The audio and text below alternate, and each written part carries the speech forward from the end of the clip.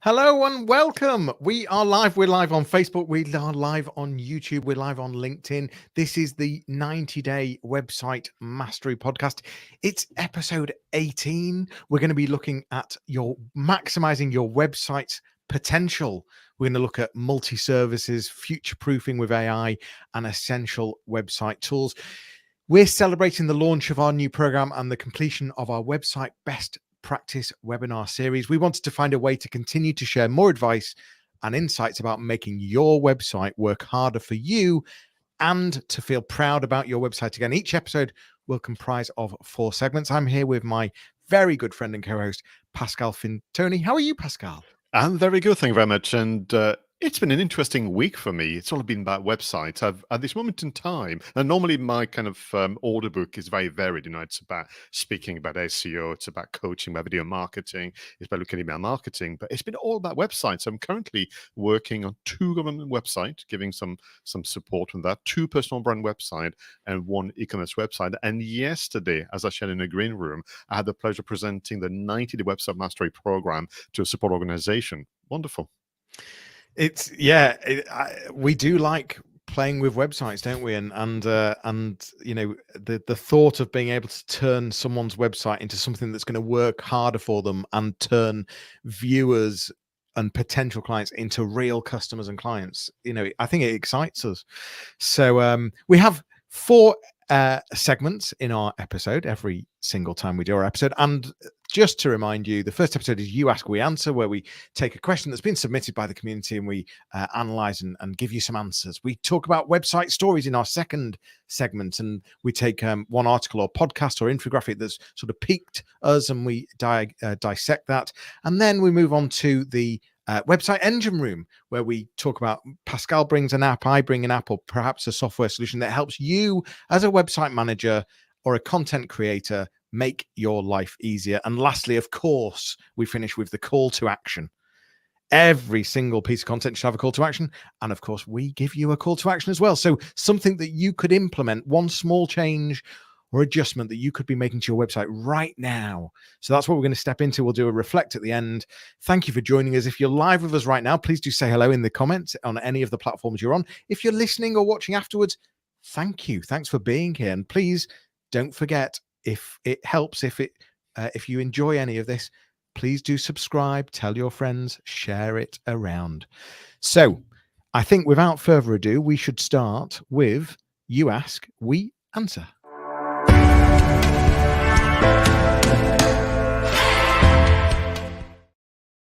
Thank you very much again, Johnny, for this great intro and summary. And can I just add very, very quickly that I do meet people say to me, "Oh, I love the show that you do with Johnny." I say, "Yeah, but we don't know you do, so do leave those comments and likes and shares because it's very important. That's how we know that you're keeping track of our progress." Now, today's question is interesting. I got it via WhatsApp from one of my clients, Johnny, and I can't wait to hear your reaction and thoughts on that. So the question, literally word for word, is as follows. My business has grown over the years and now have different services on offer. Do I need separate website for each one of them? Question mark. Well, yes, age-old question. How many websites should I produce? I mean, over the years, I've seen businesses try all sorts of different tactics, and even from an SEO point of view, creating lots of websites.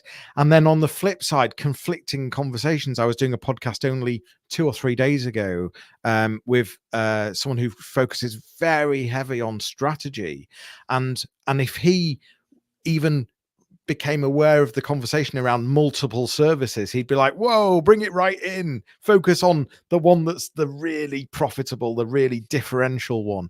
But I think, this all comes down to your organization, what it is you're selling, the types of services, and more importantly, your clients as well. I remember talking about Tesco, the supermarket, many, many years ago. And they had, when I did my research on them, we're talking like 10, 15 years ago, they had over 30 different domains. They had Tesco Pets, Tesco Insurance, Tesco Flowers, the Tesco main brand. They had the clothing brand, the Chewy brand. There was like 30 different websites they had. And I think they've heavily reduced that and brought and really amalgamated. I think it comes down to if services complement each other, if they work together, if they are fit for this for a similar audience, then you should look at having them on the same site. However, at the same time, though, if you have a service that's quite different and perhaps serves a very different type of audience, perhaps deserves a very different look and feel and style, then that's when you should be considering a separate site. And so I'm not sure there's a right and wrong answer. It's about just really thinking about who the users are, who the clients are, and why do you have all these services? Should you have all these services? And if the answer's definitely yes, then that's when to consider. But if the answer's no, that's the first question. Should I have all these services in the first place? So there's just some off the top of my head thoughts straight away. No, it's great. It's very helpful because actually, one consideration that I did miss initially was this idea of, are you perhaps guilty of enjoying the process of creating products and services a Yeah. lot more than marketing them? And listen, hey, been there, done that, so I'm definitely not in a position to throw the first stone here.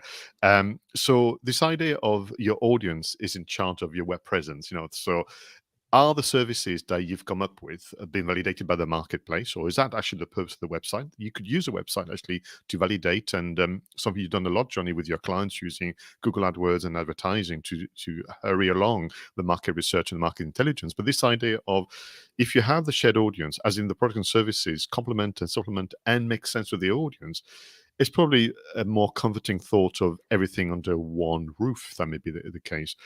But if indeed, each product and services has a different audience, we're talking about different occupation, different sectors, different life stages, and so on. Perhaps if you want to turn to one of our webinars with Johnny, we talk about the 4 archetypes going onto the website. You have the investigator, the interrogator, the relationship builder, and the dreamer. And we use those as a trick of the mind to make sure that you've challenged the website content sufficiently. So you're absolutely right. That kind of correlation and the appeal of diversity, or are we back to this idea of a visitor goes on a website, there are so many so many options that they can't choose for themselves. So then, is it the argument to have separate websites? So in my case, I launched a program uniquely for the film industry. Now, on the surface, it's the same service. It's the coaching, the mentoring, the training on digital marketing. But it was so unique to the film industry and their needs that it felt that I had the business case for a separate website and have it under the filmmarketingacademy.com and not pascalfintudio.com. So the audience, actually, to your point, Johnny, will tell you, but you're right. Are we perhaps guilty of enjoying the process of creating product and services all of the time? Yeah, that's the danger, isn't it? I remember analyzing my own services, and I came up with over 30 services that I supply and sell. And it was at that moment that I realized, hold on a minute, this is just way too many, and it was time to streamline. So it's and I think we've got both good examples. You've just talked about the Film Academy and your own website. Likewise, I have my agency Fleek Marketing, which has its website. I then have johnnyross.com, which is fractional CMO. Between us, we have the 90-day website mastery podcast. That's right. So we have separated the brands there in the services, but there's distinctive reasons, and they have different looks and feels, and they all complement, but they are very different audiences. So it's it can be. There's no yes or no, but it deserves some proper thought. Yeah, and for me, one of the deciding factor about splitting was also the planning of the blog. And when I realized that the article was going to be so unique and relevant to that particular audience, that a business case was reinforced. So here's my promise to all of you. I will come back to you with an update on what the client has decided to do. We'll use it as a case study with their permission. But for now, let's move on to our next segment, the website stories.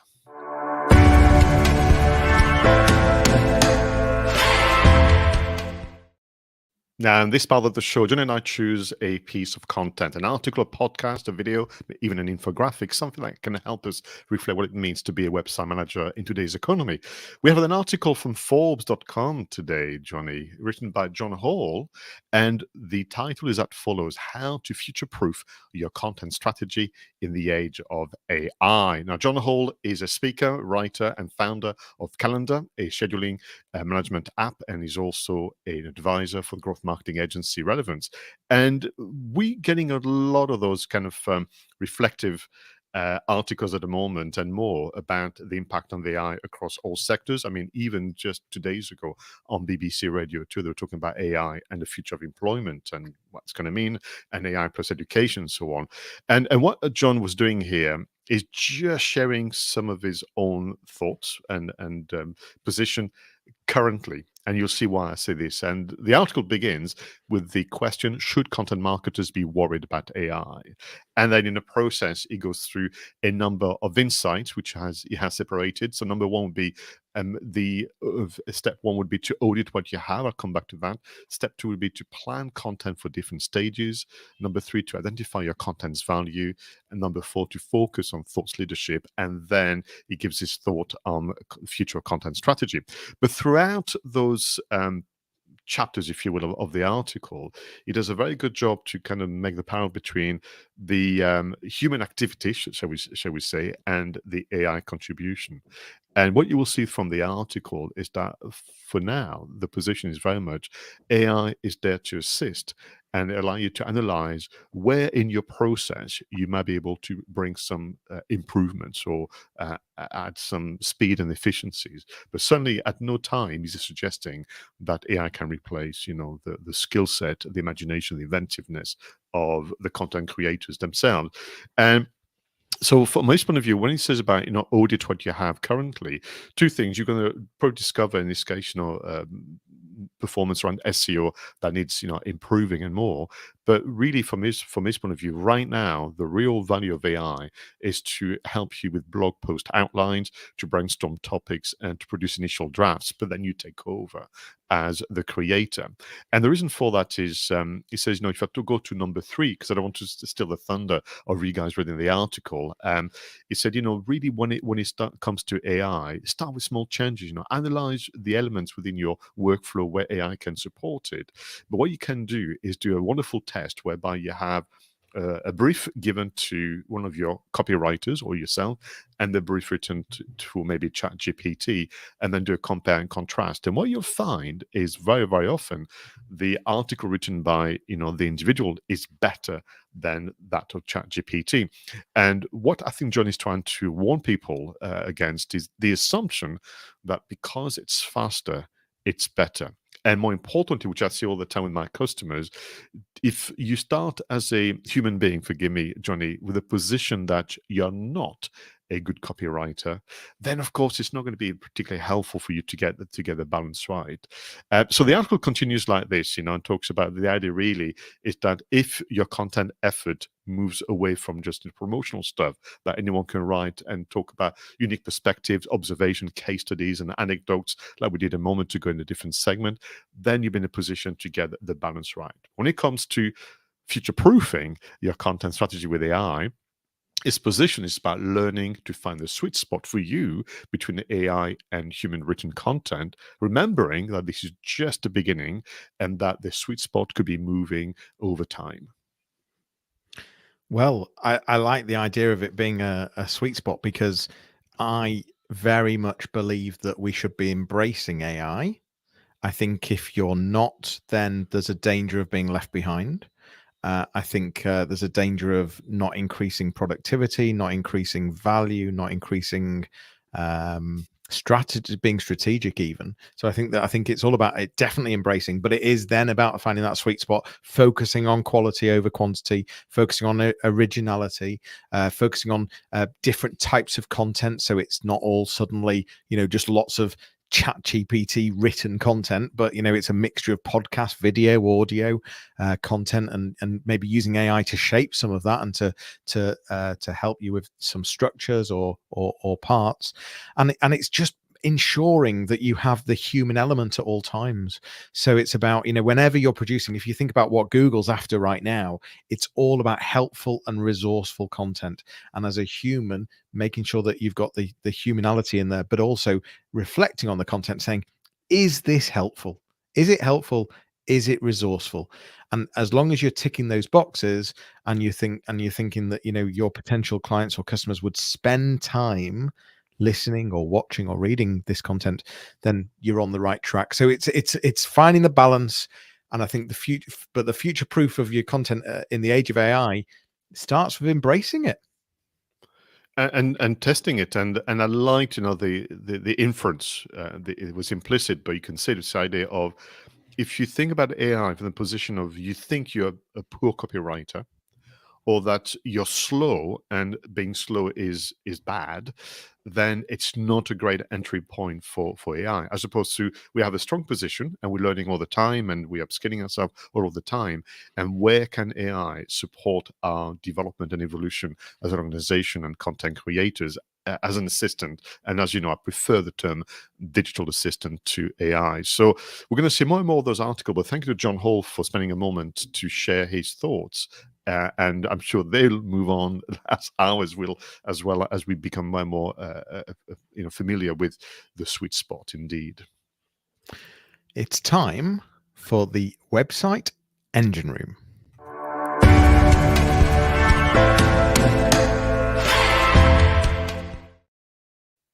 So in this part of the show, we give you one bit of software, one bit of kit that can help you be a more efficient content creator. So what is your selection, Johnny Ross? Well, SEO is my background, deeply rooted in it. It's very SEO heavy this week. The website engine room for me this week is Neil Patel's Uber Suggest. It's well, there's different versions of the tool, but there is a free version of the tool. And it's all about keyword suggestions, backlink data, being able to audit your website, and lots of other things. And, if any of you, well, first of all, if you don't know Neil Patel, you should absolutely go to neilpatel.com. I wish I was on commission, but I'm not. Although at the same time, I'm not suggesting spending money with him. His content is brilliant. His content is really helpful, really resourceful, and lots of in-depth content. And he's been doing it for many, many years. But he's definitely got some great tools, and Uber Suggest is one of them. And it's a great resource for those looking to enhance their organic search presence ultimately. Thank you very much, Johnny. And very nostalgic for me, but Uber Suggest was my very, very first SEO tool I used about 20 years ago. And you know what is interesting about Neil Patel and his team? He's remained true to his passion and specialism. I don't remember him deviating from this idea of helping people have better, website in terms of their performance, of traffic, and so on. So, yeah, I think it's a wonderful suggestion. So, my suggestion today is in and around the making better use of praises and thank you messages and more that you get on social media. So I've got clients where they do, if someone says, send this nice message on LinkedIn or Facebook or Twitter, they'll do a copy and paste, or they do a screenshot, and then it just stays there somewhere in a folder on Google Drive, never to be used again. And I said, well, that's a shame, because this is like the kind of testimonials and third-party validation that you and I talk about a lot on the program. So I came across this platform that allows you to convert a message on social media. And in the hyperlink I shared today, I use Twitter as an example, whereby you could either copy and paste a link and you get an image that looks like a tweet, but it's a lot clearer, it's not neater, it's a lot bigger. And you can do a montage, you can do a carousel on your website and more, or you can type the text that you can see on the tweet. You can upload the images and make it look really, really nice. And I think website, but of course, this image, this reproduction, if you like, of the tweet with the praise and the thank you messages and the compliments and so on, can also be used for your PowerPoint presentation, can be used for your slide deck and more. But the company is called Pika, Pika.style, and I put the hyperlink to the template for a tweet image, but they have all sorts. They have Instagram, they have Pinterest, and so on. And I think this idea of never forgetting to repurpose the praises and thank you messages and put them on your website is definitely one of the key actions for us. Yeah, it's like a sort of specialist Canva that is just so easy and so quick to make a social to make an image that looks like you've just screenshotted a social post with the correct content in it, and it's just so quick and easy. I was just having a look at their website. We'll put all the links in the show notes, but the call to action that I'm about to give is a bit on Black Friday, and it is Black Friday today. And Mm. the first thing that I noticed was on the Pika.style website is they have a Black Friday deal. So so if you're very interested and you need the paid version, there's a Black Friday deal there. But great little tool, and think of it as a bit like a really quick and easy Canva for particularly making images of social media captions. Very That's a nice. great comparison. Thank you very much. Right. Time to move on to our final segment already, the website call to action.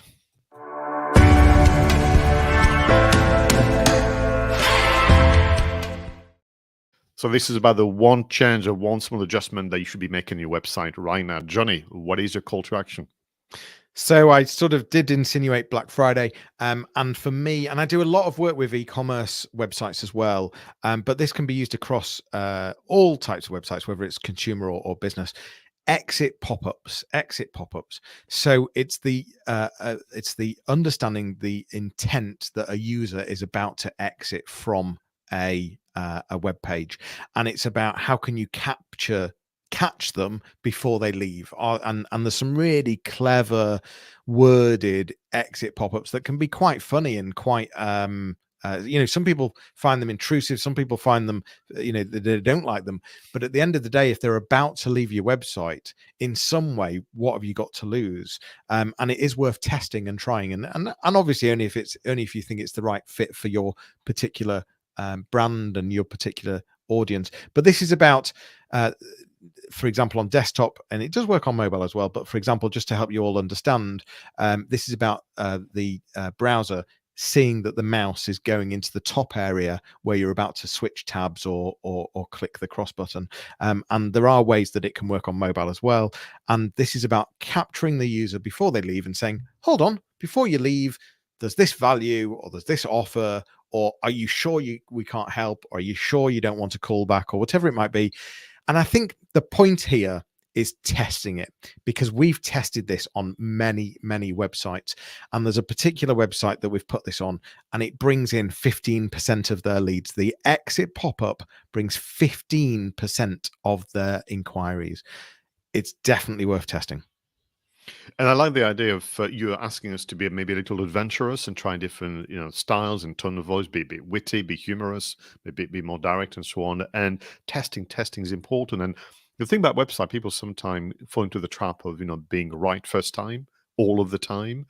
And that's not what happens, because you need the audience interface, reaction, interaction to know and kind of guide your kind of activities. So thanks for that. And I would agree, the one that I've reacted more warmly to are the one that it feels thought out, it feels like somebody put the effort in, as opposed to mechanically just putting a plug in, doing the bare minimum, just putting their brand maybe and barely changing the copy. It's like, most of the contactors forms, on the website, you kind of go, you could have done a bit more than that. Yeah. It takes a quarter of an hour, if that, to change the copy or add a photo of the team. Even just that makes a big difference. Absolutely. It is about the copy. It's about, something quirky, knowing that the user is leaving your website, knowing that fact alone, knowing that fact and playing on it and thinking of the words. Pascal, what is your website call to action this week? So this is actually something that I gave as advice to one of my clients this week. So we're going through the end of year review, looking at 2024, looking at what would you say, the content calendar. And what was interesting for me was to see that they were very, very proud of some of their how-to articles. You mentioned a moment ago about Google looking for helpful, insightful content, and if you're not sure, use Uber Suggest. So firstly, if you don't have any articles starting with how to or words to that effect, then they must be part of your plan for next year. And if you're not sure what they should be, then use Uber Suggest and a few other platforms. So they're being, so you've got this amazing article, and you take people all the way through a level where it's clearer about what they need to do. But you can go a little further if you were to translate the how to advice into a checklist or a template or a free download of sort that would help them take action.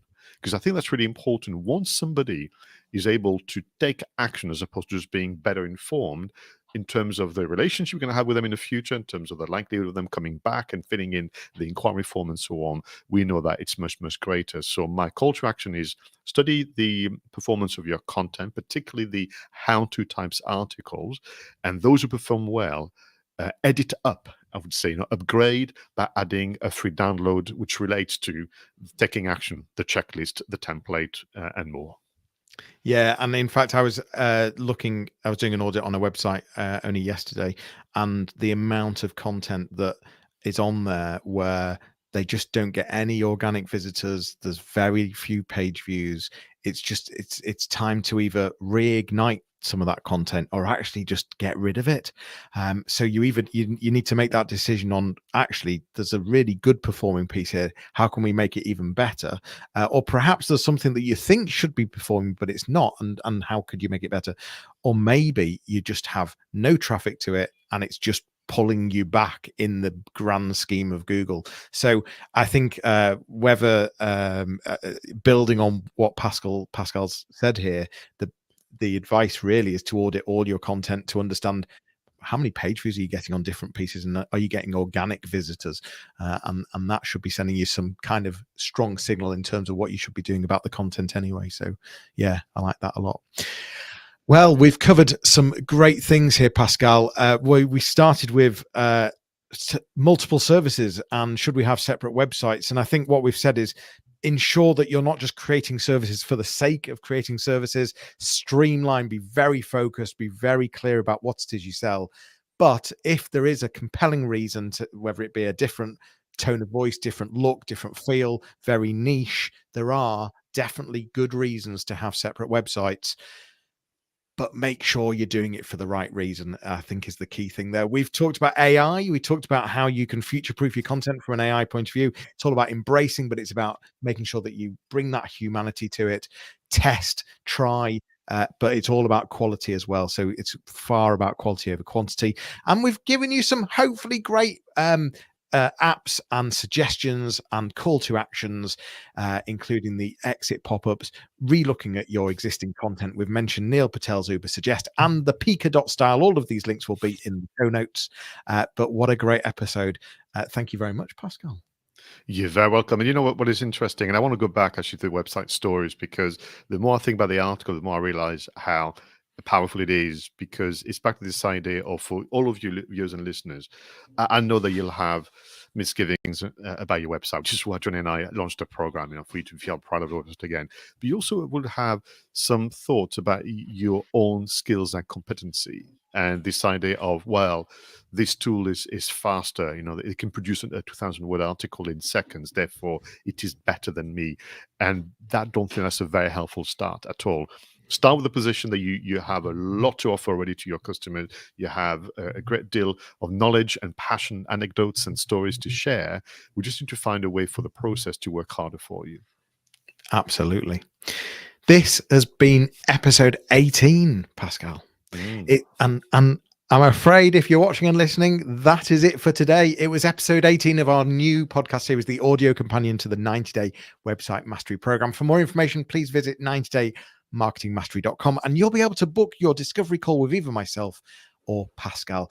We'll be back with another episode. In the meantime, feel free to send your questions, share your preferred apps and links to your website once you've made the changes we spoke about, because we'd love to give you a shout out. But it's bye for now, everyone, and we'll leave you with a fun video and audio montage whilst you go through your notes and actions. See you all soon. Take care.